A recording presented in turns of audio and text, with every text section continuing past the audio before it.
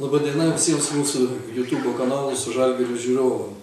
Šiandien mūsų apskrito savo svečiai, tai yra filosofas Vytautas Rubavičius ir turbūt rašytojų reikėtų žurnalistas ir visuomenės veikėjas Vidmantas Valiušaitis. Ir pavadinom šitą mūsų pokalbį apskrito stalo, kad idiotizmas lietuviškos desovietizacijos vardu. Turbūt tas, kad vyksta Lietuvoje, turbūt pastebim visi. Ir šiandien, per rytę žiūrint žinias, iš karto kalba eina apie Petro Cvirkos gatvių keitimą ten Jurbarko rajone. Čia ilgus ir su Salomėja Nėrim, visos tos pervadinimai, mokyklų, gatvių, paminklų nukėlimai. Ir vieną kartą pradėjo galvoti, kada visą tai baigsis. Nes matos, kad tų perlenkimų labai daug. Lyg tai gyvenam 35 metai, nepriklausomai savo valstybėje greitai bus. Ir dar vis mes kovojam su tais praeities šešėliais. Tai ne mes kovojam. Mes Lietuva, sakykim, dėl tai. Gerai, tai Vytautai, kas čia vyksta pas mus? Ar čia dar priešų mes tiek daug turime? Ne, vyksta labai daug dalykų. Yra tokia ir europinė darbotvarkė, kuri yra tokia jau fundamentali, tai iš nacionalinimo, iš valstybinimo ir iš tautinimo, galima taip sakyti, tokia platesnė, nes visa, kas susijęs su tauta, su nacionaliniais dalykais yra priskiriama nacionalizmui, o nacionalizmas yra iš karto naikintinas dalykas.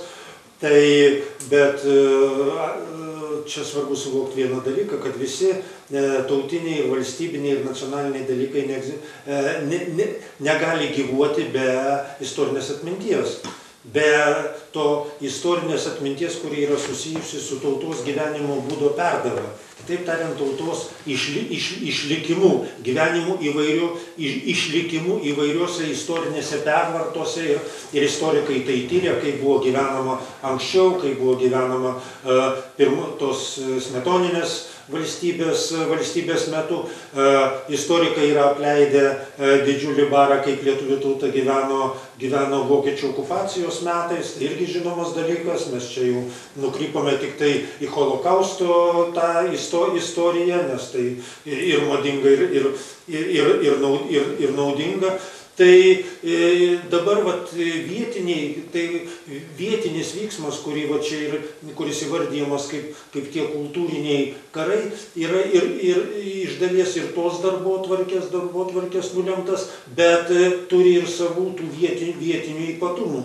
Vietinis ypatumas yra tas, kad mes šiaip jau mūsų dalis kultūrininkų ir ypač politikų ir valdančiojo sluoksnių, kurio giminystės šaknis yra, sakykime, okupacinės valdžios sovietinės struktūrose, tai jie stengiasi iš esmės panaikinti tą tarpsnį, sovietinio gyvenimo tarpsnį ir jo atmintį ir tą gyvenimo būdo nuovoką, kuri buvo, ir tarsi išpjauti šitą laiką kartu su kultūrinė, ekonominė ir visokia kitokia kūryba, išpjauti iš istorinio vyksmo. Ir tada iš esmės nebeturėdami to sovietinio gyvenimo atminties, sovietinio gyvenimo ir tyrimų, ir tą sovietinio gyvenimo ir kultūrinė, ir meninė, ir visokia kūryba, kurioje susikaupusi yra ir istorinė atmintis tautos, tai ją išmetus į šoną pasirodo tarsi tam tikras toks negyvenimo tarpsnis ir iš tautos išpjaunamas labai didelis istorinio vyksmo periodas. Ir likusi be tokios istorinės atminties, tauta nepaprastai susilpnėja, ji tampa ji tarsi norėtų pažvelgti į praeitį, nes tik tai žvelgdamas, pavyzdžiui, ir į savo biografiją gali suvokti, kas tu esi. Neturėdamas biografijos, kaip ir tauta, neturėdama istorinio nepertraukiamo pasakojimo, ji negali pilnavertiškai gyventi, akivaizdu, kad ji negali tada turėti ir pilnaverčio valstybingumo, kurio tarsi ir nebereikia, nes tai šitas vyksmas yra tikrai nepaprastai pavojingas, nepaprastai žalingas, Na, ir galėtume čia išskirti dvi tokias plotmes. Vieną piktavališką, kurie žmonės, kurie tą daro sąmoningai ir tą žino, ką daro. Ir yra tų daug kultūrininkų, kurie tą daro tiesiog iš nesuvokimo arba iš pažangumo, kad pažanga yra, pavyzdžiui, Vilnių laikyti ir visai pabrėžti Vilniaus daugiakultūriškumą, naikinant Vilniaus lietuvybiškumą.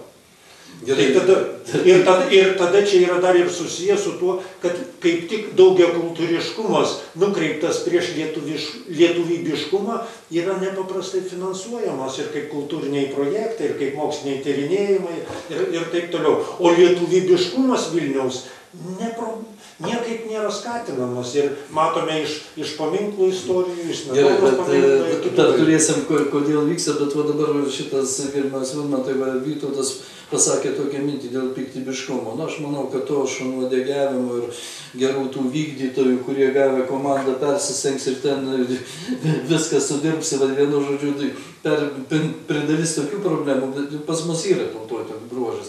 Bet dabar dėl to tokio piktybiškumo, žiūrėkit, desovietizacija, palaukit, kas čia per atranka, jeigu taip žiūrėtume? Kalbėkim tiesiai šviesiai. Turim faktinį valstybės vadovą, kurio jau šiaip biografijoje yra marksizmo, leninizmo katedros dėstytojas ir taip toliau, ir tos biografijos susijusios su Žemkalnius, jo tėvų ten yra. Kažkaip čia tabu. Palaukit, dar vieną pavyzdį pasakyti. Dalios Grybauskaitės, jeigu sausio 13 visi tie gynėjai būtų bent žinoję, kad Burokevičiaus partijoje toj štabe sėdė būsima Lietuvos prezidentė, man irgi. Tai Zigmas Vaišvila jau ten signataras kiek kartų kelia tuos klausimus ir niekam tai neįdomu. Tai kas čia per atranka, jeigu ten puolam Marcinkevičių, puolam Salomėją Nėrį, puolam Donatą Banionį, Petrą Cvirką, Sladkevičių, visi ten kažko susiję, visų ten biografijos, negalima. Iškėlė klausimą Brazausko statybai, Matijošaitis Kaune iš karto sulikė, kad čia gal funkcionierius kažkoks partinis. Tai kas atrinkinėjo, kas čia vyksta, taip kaip Vytautas. Man atrodo, čia mes visi trys esam tos kartos, kurie prisimename valstybės tapsmą ir turbūt tikriausiai prisimename diskusijas aukščiausioje taryboje dėl desovietizacijos įstatymų ir ko jos visos baigėsi. Tai čia yra tiesioginė pasiekmė neįvykusios desovietizacijos. Reiškia, tikrosios desovietizacijos. Ten buvo dvi koncepcijos. Viena koncepcija buvo, reiškia, siūlė, kurioje pusė buvo tie politiniai kaliniai, tokie kur, Balys Gajauskas, ten Simutis. Tai visa eilė buvo tokių, reiškia, rezistentų, kurie patys savo kailiu buvo patyrę tos komunistinės sistemos, taip sakant, visą brutalumą, žiaurumą. Reiškia, jie siūlė vieną, taip sakant, kur būtų aiškiai atskirta vykdytojus, kurie, taip sakant, buvo susiję su represinėmis struktūromis, kurie buvo susiję su įstatymu ir įsakymu, taip sakant, vykdymu, represuojant Lietuvos gyventojus. O kita koncepcija, kuri ėjo daugiau iš tos demokratinės darbo partijos ir buvusių komunistų, kurie faktiškai į karikatūrą pavertė, pasiūlė, kad visi, skaitant iki pionierių vadovų ten ir taip sakant, spaliukų, jie irgi būtų desovietizuoti. Tai taip sakant, jeigu tu nori klausimą paversti karikatūrą, tai tada, reiškia, tu jį privedi iki absurdo. Na ir žinoma, aš tada dirbau Laisvos Europos radijoje, nuolat iš Seimo aukščiausios tarybos pranešinėjau, perdavinėjau ir turiu dar tos išsaugojęs tos pranešimus, kur, reiškia, buvo diskusijos būtent šito pagrindu. Turbūt už tai ir atleisinėjo pati iš darbo. Buvo sužlugdytas. Ir taip sakant, visos tos desovietizacijos, paskui komisijos, kurios ten darė, ten įvairių, tai čia buvo karikatūra, nes, reiškia, tu surenki žmonės ir dabar ten veikia kažkokia tai komisija neva, bet jinai neturi nei instrumentų ir galų gale praėjus 35 metam aš labai, neįsivaizduoju, kaip galima dabar padoriai pravesti tą. Čia mes to net nesvarstykime, negalima. Nes šiuo metu bus esminis dalykas. Visos komisijos bus surinktos taip, kad jos įvykdytų tai, ką reikia. Tai vienas dalykas, bet kitas dalykas, reiškia, ką tu gali pasakyti, kada jau prezidentas yra buvęs aukščiausias kompartijos vadovas. prezidentas Brazauskas. Aš nevertinu jo asmens, bet vertinu pareigybę, kada jis užėmė, reiškia, tokias pareigas, tai faktiškai... Bet čia visos Baltijos valstybių istorinė ypatumas, visose buvo. Visose buvo, bet vis dėlto estai šitai padarė, ir jie užtat ir jų privatizacija visai kitaip ėjo. O mūsų, reiškia, privatizacija, nors pagrindus padėjo ne komunistinė valdžia, bet ji buvo visiškai dėkinga, taip sakant, aš prisimenu kandidato į prezidentus Stasio Lozoraičio pastebėjimą. Aš jį lydėjau per rinkimų kampaniją, kada vyko, reiškia, 93 metų pradžioj. Nu, tai ten įvairiuose, taip sakant, susitikimuose, pusiau privačioje, tokioje aplinkoje, jis ten davė interviu, jis pasakė, sako, jo klausinėjo, kaip, ar manote, kad turės šansų? Jis pradėjo su 6% populiarumo, baigė su 42%. O buvo tik 2 savaitės rinkimų kampanija. Jeigu jis būtų turėjęs bent mėnesį, tai, sakant, gal būtų kitas rezultatas. Bet jis pasakė, sako, žinot, jie valdo administraciją. Ir sako, su tuo negali nesiskaityti. Aš prisimenu jo, reiškia, susitikimai, lūžo salės. Ten, žinot, su muzika, su dainom, jis buvo sutinkamas. Ir spauda, televizija, maža žinutė kur nors. O vieną kartą važiavau į susitikimą su Brazausku, įvyko Kauno naftos bazėje. Jokių žmonių, jokių, kaip sakant, bet kokie 50 žurnalistų ir pilna televizijos kamerų. Ir vakare, reiškia, visa televizija, radija, spauda pilna. Gerai, bet čia biškai nukreipom į šoną.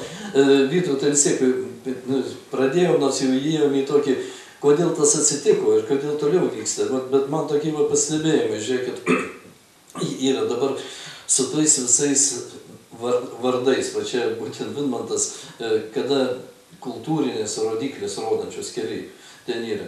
Aš dabar važiuodamas per Lietuvą, Zapiškio miestelis, pasako Zapiškis, man iš karto mintyse tavo bažnyčia gotikinė ant Nemuno kranto. Bet važiuojam per Zapiškį 4 kultūrinės rodiklės, 3 iš jų rodo žydų kapinės, holokausto vietas ir tik viena, kuri parodo būtent šitas. Ir dabar tų perlenkimų, jeigu va taip žiūrint, pradėjau žiūrėti, va aš gyvenu ir stoviu pas mus paminklas nepriklausomybės kovų žuvusiems Lietuvos kariam. Jokio užrašo, jokios rodiklės, bet už 50 metrų, kadangi kelias eina, susprogdinto glūko geležinkelio tilto liekanos. Didžiausia iš abiejų pusių rodiklė, kad vos neužstoja to paminklo. Tai kas čia pas mus tie perlenkimai. Ir dabar, kaip pasakė tas mintis, dar man kas užkliuvo, jeigu visas tas, kas sovietmetis yra negerai ir mes jau taip darysim, tai geriausias pavyzdys. Visus tuos Lietuvos sportininkus, kurie buvo tarybiniais laikais, Europos, pasaulio olimpiniai čempionai, tai įvardinkit, kad čia jie atstovavo Sovietų sąjungai ir irgi desovietinį. O kam? Jie nėra svarbus. Ta istoriniai atminčiai, jie netokie svarbus, kaip pavyzdžiui, koks Justinas Marcinkevičius ir taip toliau. Patikėkit. Tai kam su jais, nes dalis jų buvo irgi ir komjaunuoliai, ir gal kai kurie ir komunistai, tai ir viskas su jais truko. Čia reikia, žiūrėkime, kam labiausiai nereikalinga ta lietuvybės istorinė atmintis, ta lietuvybės tvirtinimo dalykas. Pats paminėjai, važiuoji pro Zapiškį ir jau matai santykiai, istorinės atminties santykiai. Kas čia dominuoja? Ir kaip pats sakai apie perlenkimus, čia nėra jokių perlenkimų. Klausimas yra, kas valdo istorinę atmintį. Čia klausimas yra labai valdo. Ir kam yra naudinga šitaip valdyti Lietuvos istorinę atmintį. Tai pasižiūrėkime į istoriją dabar, kur visas skamba su genocido centru, ten pervadinimais ir taip toliau. Jau aš prieš kokioj tarptautiniai vienoj konferencijai, prieš kokius gerus 20-25 metus, ten skaičiau pranešimą apie istorinę atmintį mūsų vadavimus ir taip toliau. Ir ten buvo labai aiškiai, labai susakyta ir manęs klausta, kodėl jūs turite tokį genocido centrą, nes genocido pati savoka yra tik tai taikytina tik holokaustui, o ne kitoms tautoms netaikoma. Armenija. Ne, Armenijos dabar nelieskime, nes čia per tolimą ir taip toliau. Dabar mes Armenijos gi nevaldysime istorijos atminties ir jie mūsų nevaldys. Tai labai ir aš taiga supratau, kad tai anksčiau ar vėliau tas visas vyksmas, kuris dabar vyko, jis vyks, nes čia yra platesnis jau vyksmas, jis vyksta beje ir Lenkijoje ir panašiai. Kitas dalykas, kam dar yra labai naudinga. Tai aš paminėjau tą valdantį sluoksnį, kuris dabar atėjo iš įvairių, jisai socialinių sluoksnių, bet kurio giminystė šaknis yra tose represinėse struktūrose, teisėsaugos, strybyno struktūrose, prokuratūros to meto ten ir taip toliau. Pasižiūrėkime, kiek palikuonių ir kokiose valdžios dabar jie struktūrose.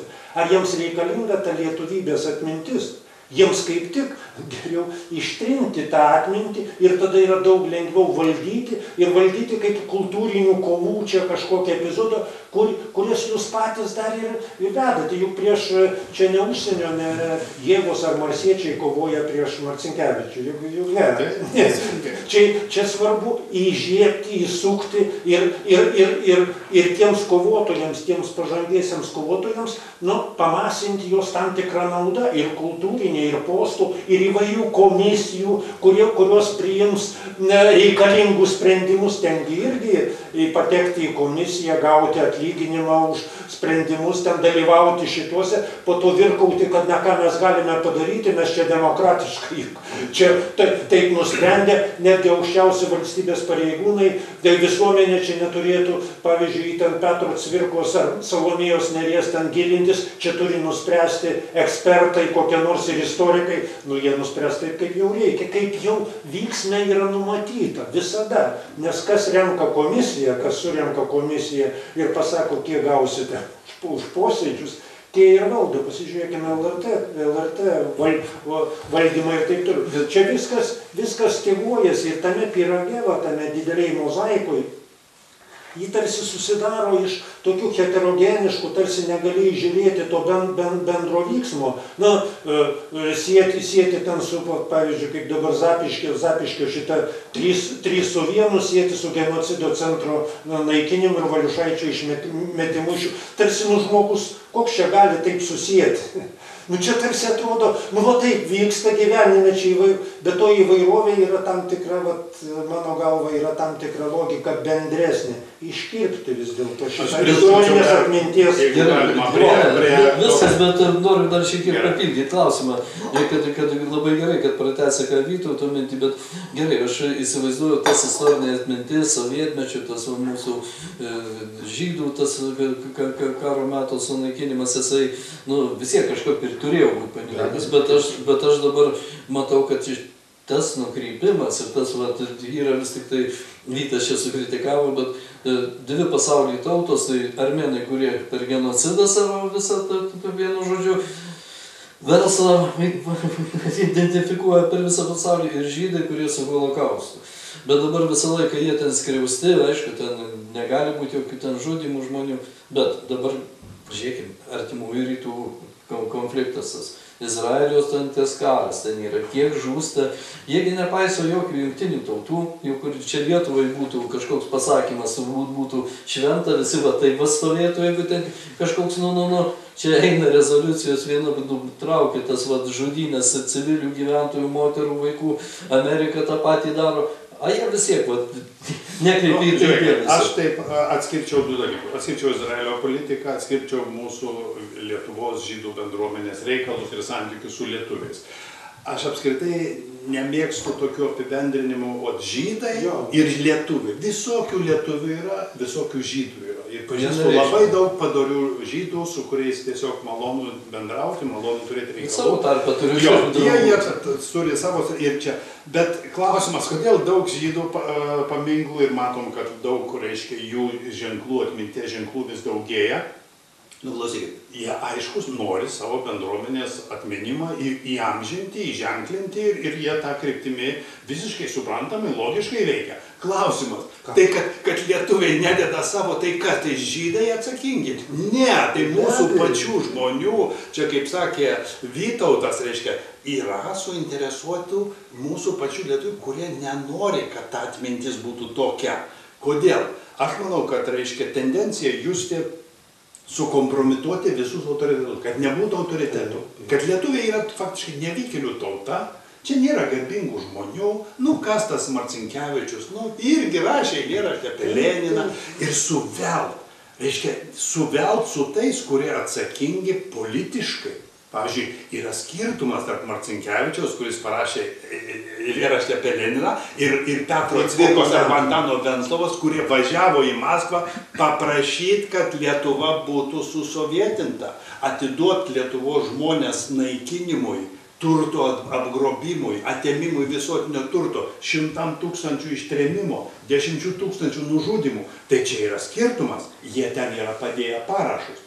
Bet tai nereiškia, kad nuvertinama jų kūryba. Tiek Salomėja Nėris, tiek Petras Cvirka, mano supratimu, yra Lietuvos literatūros aukso fondo dalis. Ji neturėtų būti iš ten išmetama, bet jų biografijoje turėtų būti pažymėta, kad jie dalyvavo, kaip koks nors Knutas Hamsunas, kuris reiškia geras rašytojas, bet jis Hamsunas nevažiavo į Berlyną, neprašė Hitlerio, kad ateitų okupuoti Norvegijos.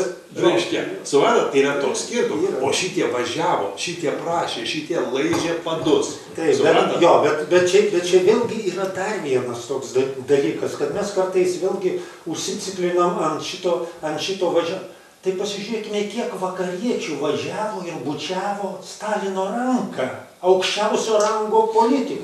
Kaip aukščiausio rango vakarų politikai dalyjosi Lietuvą palikdami šitą. Ir kokia buvo tendencija to kairumo ir pasaulinės žvaigždės, tos raudonosios žvaigždės žavesio, kiek jį patraukė vakarų intelektualų. Ir kas vyko Prancūzijoje po karo, kada komunistai vaikėsi visus į teismus, kurie sakė, kad Stalino lageriuose buvo žudomi žmonės. Jie tos pabėgėlius į teismus traukė. Tai yra labai nepaprastai daug to kairumo žavesio, kuris beje buvo ir tarp Lietuvos intelektualų kai kurių, tai buvo žavesio, visi žiūrėjo į tą pusę.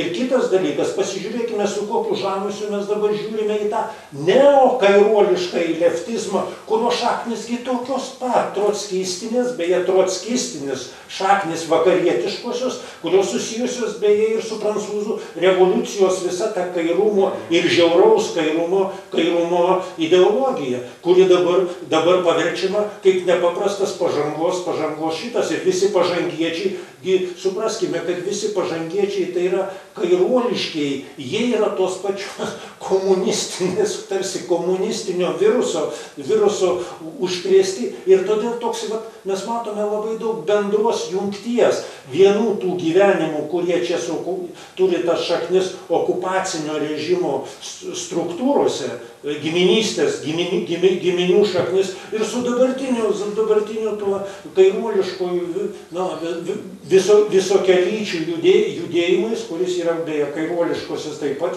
šeimos sampratos prigimties. Tai čia yra tam tikra bendrystė, todėl taip lengvai yra įžiebti tos kultūrinius karus, nes jaunimui iš esmės ta atmintis kol kas nereikalinga, jį nesuvokia, kad be atminties šiaip nėra žmogaus, juk žmogaus nėra be atminties, taip ir tautos nėra be atminties. O ką mums ta tauta? Mes juk gyvename pasaulio piliečiai, mes gyvename kur norime, nes Europos Sąjunga viską garantuoja, viską užtikrina. Ir net ta tokia nuostata yra nepaprastai sunku permušti realijomis, Ukrainos realijomis, kur ukrainiečiai kaip tauta, nesvarbu rusakalbiai ar ukrainakalbiai, jie kovoja prieš bendrą priešą, už savo valstybę ir valstybingumą. Bet jeigu galima, tai vienas, kadangi čia ir Vidmantas, ir Vytautas tą patį paminėjot, klausykit, tas važiavimas tų geros Cvirkos ir šitos, palaukit, tai buvo nuo 39-ųjų buvo, vienu žodžiu, įvesta kariuomenė. O to laikotarpio, ar jau jie ten, kaip mums, su tuo pykščiu už tuos 40 metus visus tik šitus reikia badyti. Plaukit. Generolas Raštikis nuginklavo Tai Lietuvos žinome, tai- kariuomenę. tai be Tai abejo. kodėl atsigrojimo? Be abejo. Ir vis tiek apie jį knygos niekas nekabina. Visa ta mūsų vyriausybės tuo metu veikla. Kurie praktiškai vyriausybė išdavė Smetoną paskutinėme posėdėje. Išdavė prezidentą. ir visas ten galėtų pririnkti pavardžių kiek nori, bet va ten galutiniam taške kažkokį tai suvaidintos Ne jie į atmintį įeina savo kūrybą, va tie žmonės. Žiūrėkit, čia yra, reiškia, irgi labai platus klausimas už tai, kad jis turbūt labai giliai ir nenagrinėjama. Nenorima šitą. Jie palikt maždaug, kad ten kažkas buvo, bet, reiškia, ir už tai, reiškia, žmonės, kurie priiminėja tos politinius sprendimus, viena vertus, jie nežino detalių, jie nežino istorinės atminties, jie žino, prisimena tą sovietinį naratyvą, kuris kalbėjo apie fašistus, bėgo per upelį, bėgo ten Smetona toks anoks, reiškia visą kitą, o čia buvo otsal. Jeigu tu pradedi keltą klausimą, tai ką jūs prieš poetę, jūs prieš rašytojus, jūs prieš kultūrą, jūs esat kažkokie barbarai. Ir žinot, reiškia, šitas klausimas yra žiauriai suveltas, jaunoji karta iš vis nelabai nori gilintis. Ai, sako, čia jūsų reikalai, mums gerai, aš skaitau Salomėnėlį, aš mėgstu, bet mes neišgilinam. Čia yra tiesioginė pasiekmė desovietizacijos stokos, šitų reikalų klausimų išgryninimų ir dabar mes tokiam, reiškia, molyje arba pelkėje klampojam ir taškomės. Atsiranda ir visą laiką galima miktelėjai, staiga prieš rinkimus išeina toks apraiška vėl kultūrinės kovos, kurie naudosis, aš manau, valdantieji labai gerai. O nuostolis yra bendrai lietuvių atminčiai, paveldui, kaip sakant, savimoniai, savipratai ir orumui ir viską, ir valstybingumui, nacionaliniam saugumui. Gerai, tai vis tik tai, kad šiek tiek grįžt prie temos ir dabar irgi toks pavyzdys. Tai mes nenukrypome? Ne, tai viskas tvarkoj, bet gal prie tokio vis tik tai paskutinio klausimo, kurį visada formuojam, ką daryti, va toks amžinas klausimas, nes kai kurie pavyzdžiai iš tikrųjų, va čia nuskambėjo mintis, kad ir iš tikrųjų tai žydai šaunuoliai, reikia žavėtis, kaip jie už save daro, bet kur mūsų pačių, bet labai, jeigu galima pabaigsiu klausimą, Valyra merkinė, istorinis karalių miestas, ten ir Vaza miręs vienintelis, tarp kitko, LDK vadovas, kuris mirė būtent Lietuvoje merkiniai. Ir dabar, jeigu jūs atvažiuosit į centrinę aikštę, tai ten kultūrinė bendruomenė, viskas gerai, ten yra ant buvusios tos sinagogos, kur mokyklos dabar pastatas didžiausia, per ten turbūt 3 aukštus yra žydo toksai išpaišytas, visa siena, kur ten, nežinau, jis ten turbūt kažkoks tai rabinas buvęs ir panašiai. Plaukit, ten ir Vytautas, ir Jogaila, ir Napoleonas, ko tai nebuvo, ten ir Vaza numiręs. Toliau centrinėje aikštėje stovi, bet kur buvo žydų kromelės, pastatytos jų durys. Ir kad čia buvo tokia parduotuvė. Tai labai gerai, bet klausykit, merkinė, tai čia karalių miestas, mūsų istorijos dalis. Ir tų akcentų gerai, kad ten keli vyrukai ten yra, kurie dar daro. Bet, sakau, tai kodėl čia atsirado tiek tų elementų ten. Labai paprastai. Sako, buvo Kuklianskė atvažiavo, siūlė, mes buvome ekskursiją į Izraelį. Dabar savo kirto gimnaziją, tai irgi labai daug, jeigu ten holokausto data, visos sienos nakabinėtos kažkokiais tai paminimo piešiniais. Pasirodo, mokytojai buvo išvežti į Izraelį ekskursiją, jie finansuoja ir va, ten yra. Tai dabar, Vidmantai, pradėk, ką mums daryti, va, ten yra. Čia yra mūsų istorijos žinius. Tai nuo valdžios, nuo švietimo sistemos, nuo orumo savimonės pačių. Bet reikalinga, jeigu norim ką nors keisti, reikia pirmiausiai žmonės nestumti užribį, nestumti, išmėtyti iš visos erdvės, bet juos įtraukti. Reikia įtraukti plačiau, taip sakant, įvairių pažiūrų žmonės. Bet jeigu nenorima įtraukti. Tai va, tai dabar yra tokia politika, kad yra, taip sakant, segregacija, aiškiai mėtomi, tai tada, reiškia, taip ir pasidaro. Tada lošimas lieka į vienus vartus. Ir tada, žinot, reiškia, jeigu yra žmonės, kurie patys atsisako savo tapatybės, jie perima svetimą tapatybę, Nu tai kodėl kuris kaimynas nesinaudos to? Ne? Jeigu mes dabar, sakysim, Seinų krašte, norėtume atstatyti visą, kokia ten buvo kultūrinis gyvenimas. Ir lenkai sakytų, tvarkoj, gerai, važiuokit lietuviai, atvažiuokit čia, mes jums viską padėjome. Ką jūs norit? Baranauską, norit kitus dalykus, mielų norų. Nu ne, jie kaip tik, jie tam krašte, reiškia, deda savo ženklus, savo akcentus, jie rodo, kad čia Lenkų kraštas, Lenkų tapatybė. Nu tai jeigu tai, o mes net nedrįstam atsiųsti savo atstovą, pasiūlyti. Ten yra, reiškia, istorikas Bronius Makauskas pasakoja, kunigaikštienė Radvilienė, jinai padovanojo bažnyčią Varšuvoje, mažytę, kur vyko bažnytėlės lietuviškos mišios. Jis sakė, aš duodu lietuviams. Ir jinai atvažiavo, kada susirinko į šitą, jinai pati asmeniškai atėjo ir paklausė, ar moki lietuvių kalbą. Ar moki lietuviškai čia lankaisi? Žinai, tai sako, jeigu ir dabar mes negalim šitoj bažnyčioj lentelės pakabinti Radvilienės atminimui ir lietuviško ženklo Varšuvos, taip sakant, centre. Tai apie ką mes galim kalbėti? Tai ir noriu pasakyti, kad tautos, kurios turi savimonę, savipratą ir tą nacionalinį orumą ir suvokia kaip istorinė atmintis, siejasi su valstybingumo tvirtinimu, su savo pačios to svorio Europos Sąjungoje tvirtinimu, jos tą ir daro. Istorinė atmintis nėra kažkoks tai podelis, kurį padėjai ir čia gali pasakyti, čiagi mūsų, tik tai mūsų ir jūs nelieskite.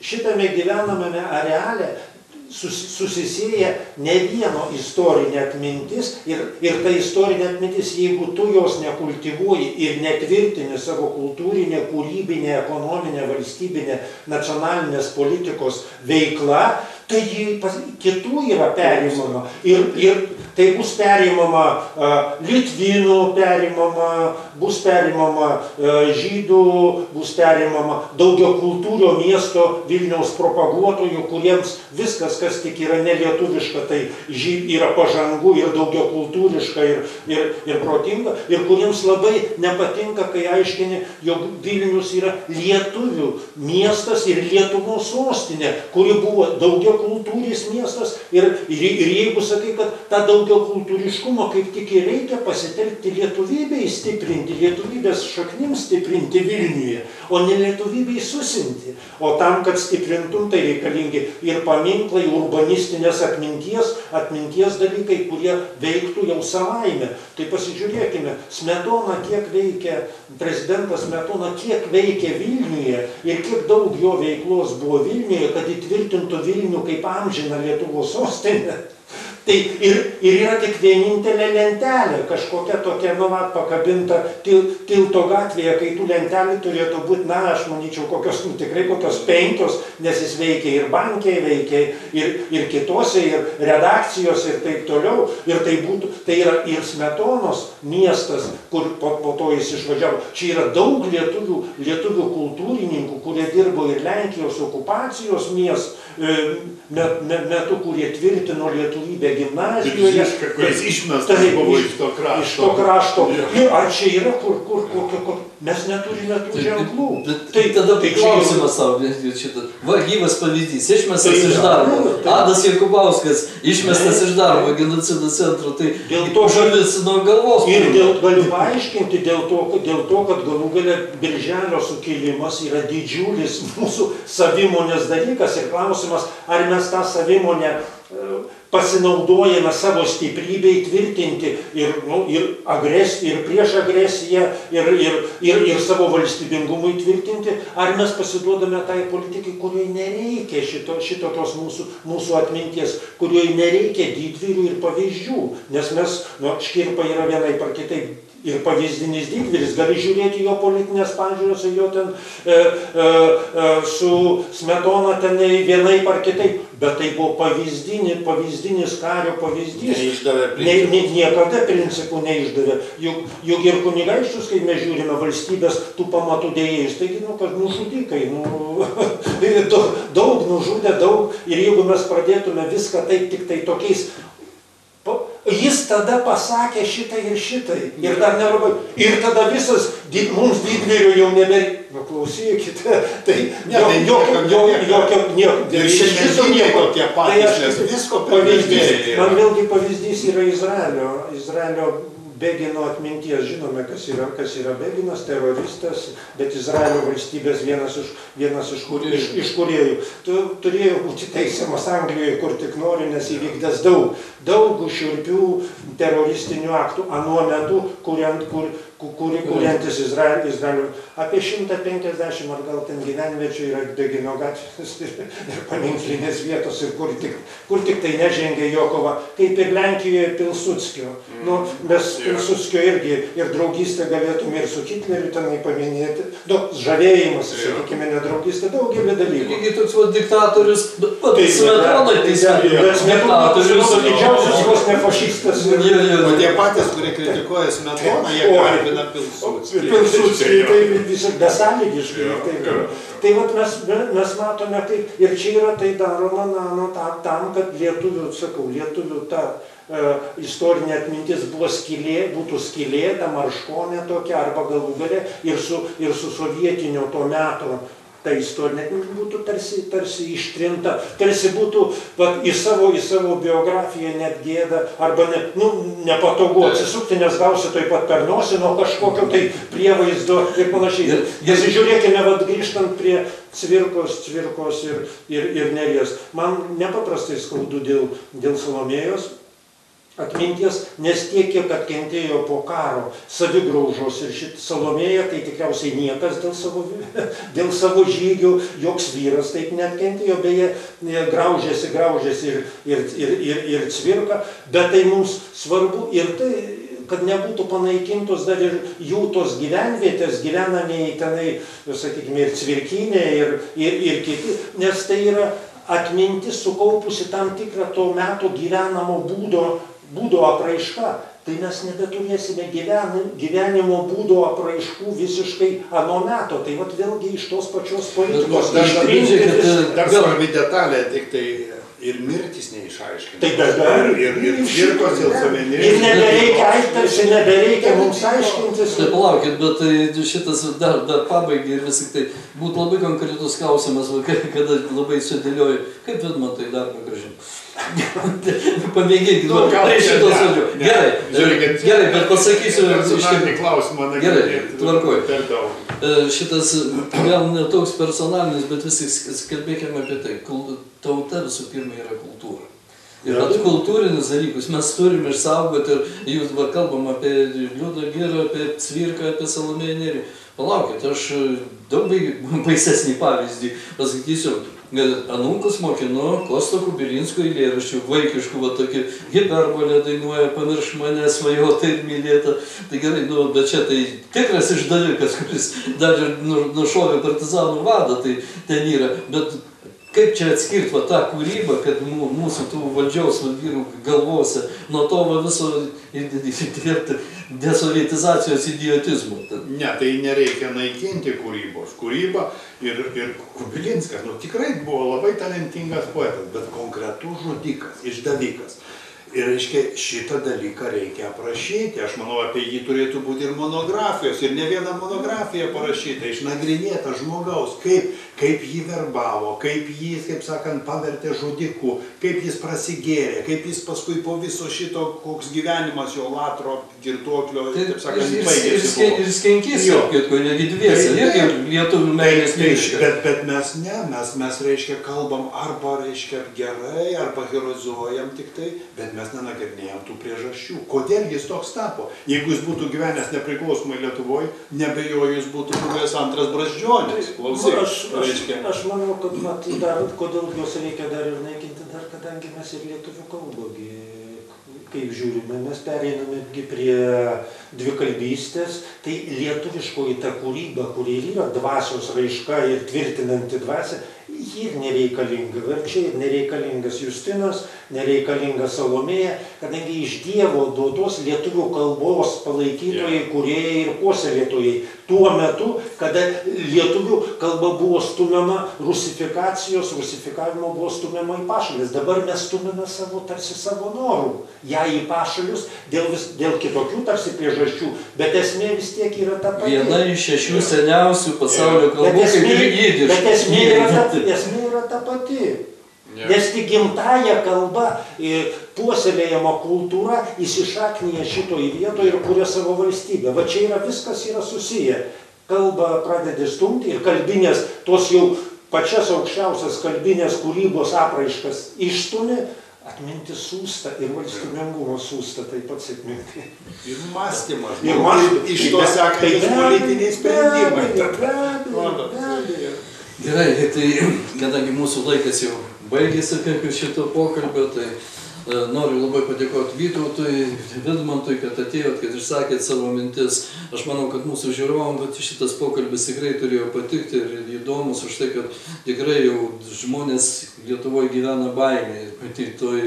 Ir vadų savo, viršininkų, valdžios baimiai ten, bet tarpusavį kalbantis visi apie tai, kad mes čia šnekam, kalbasi tarpusavį ir mato tą kvailumą visų tų gatvių naikinimų ten, kada...